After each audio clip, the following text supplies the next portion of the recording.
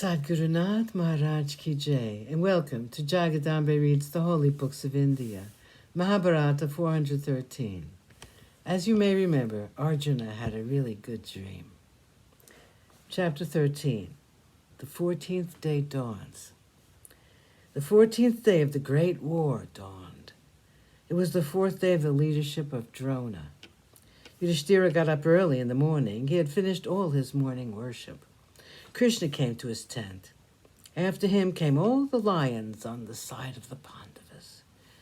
Yudhishthira asked Krishna, "Did you spend a pleasant night?" Krishna smilingly replied, "Yes, and now, looking at your peaceful countenance, I know that there is nothing unpleasant that will ever happen to me." Bhima, Drishtadyumna, Satyaki and Shikandi, Nakula and Sahadeva, and the sons of Draupadi, Chekitana, Drishtaketu, and the Kakaya brothers, Yuyutsu and Gatotkacha, Drupada and Virata came there, too. Yudhishthira honored all of them, and then they began to discuss plans for the day. It was not like other days. It was an important day in the lives of all of them. Yudhishthira said, "Krishna, we are depending on you for everything. It is up to you to see us through this war with success at the end of it, for all of us. You must have thought of a way of making the oath of Arjuna come true. With you as his charioteer, my Arjuna is sure to succeed today, like all other days." Krishna said, "There is no archer like Arjuna. There is no fighter like Arjuna. He's brave, skillful, and he is a master of all the divine astras. Looking at his noble face and his panther-like walk, who can dare defy him, unless he has decided to die? I will do my best to help him to destroy the Kauravas. We will burn up their army today. I'm sure there is to be a great loss in the army of Duryodhana. With the death of Jayadratha, their spine will be broken. They will realize that the oath of Arjuna is not just a string of words, but a string of arrows, which will be a noose of death. I have been watching the omens too. They speak well for our side, and they spell calamity for Duryodhana. Please do not have any worry about Arjuna and the possible failure of his oath. I am here. I will not let it fail.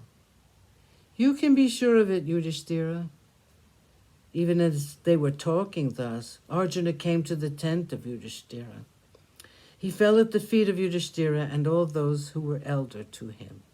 Yudhishthira embraced him with affection and made him sit by his side. He said, "Arjuna, I can see from the happy expression on your face that success is sure to be yours today. You look strangely happy, and so does Krishna." Arjuna had still not got over the experience of the previous night. His dream was still vivid. He told them about it, about his meeting the great Shankara in his dream with Krishna. It was a thrilling experience for him, and everyone who listened was overcome with emotion. They fell on the ground and worshipped the Lord.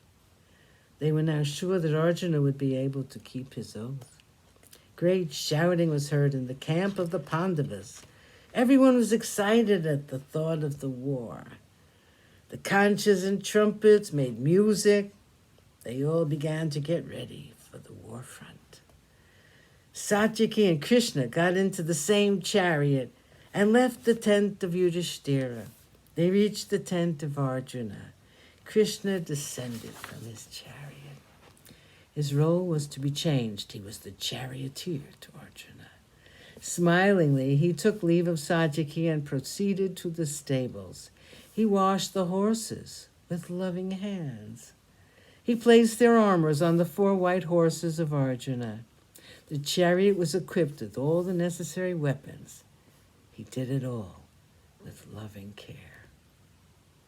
Sadhguru Nath Maharaj Ki Jai. Thank you for coming. I hope you come again.